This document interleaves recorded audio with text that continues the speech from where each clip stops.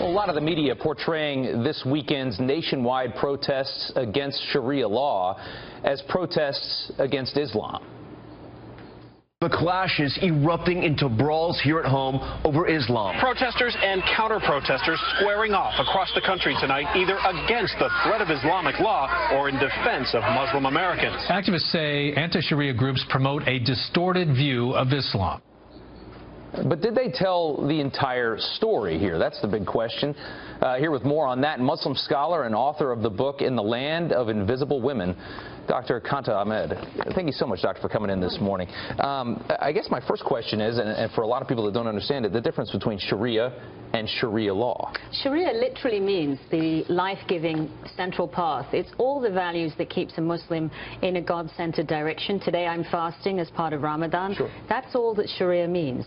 Sharia law, developed 500 years after Islam was revealed, is a complicated amalgam of principles that are considered laws, but they're really moral prescriptions, and huge variety in terms of severity and benign aspects to them. It depends on who's interpreting them. And that's the next thing I want to get to. There are some examples of some of the, much less popular and gruesome points of Sharia law can be oppression of women, honor killings, killing of the wife if she, I think, strays, homophobic violence, female genital mutilation. These are perversions so all of these Sharia, things right? that you're mentioning may have been conducted in the name of Islam, but are profoundly un-Islamic, and that's having lived under the harshest Sharia law there is in Saudi Arabia, where I lived for 2 years. Right. Even they don't have laws for these things.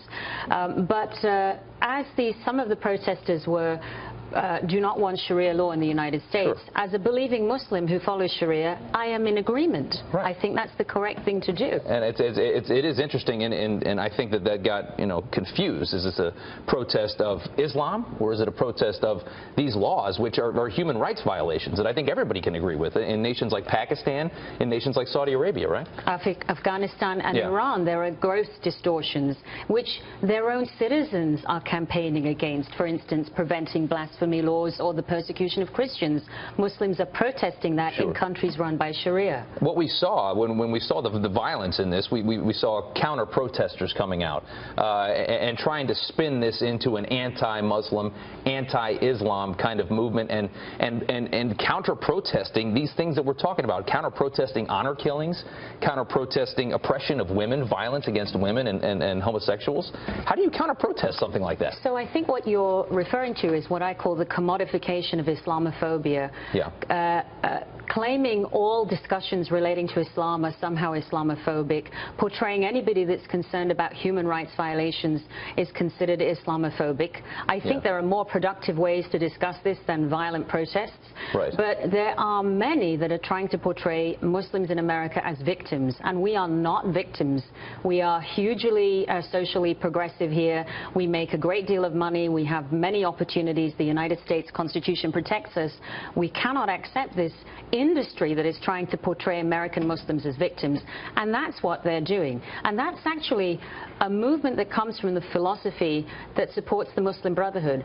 Muslims in the West must be portrayed as a victimized minority religion when we are nothing of the sort.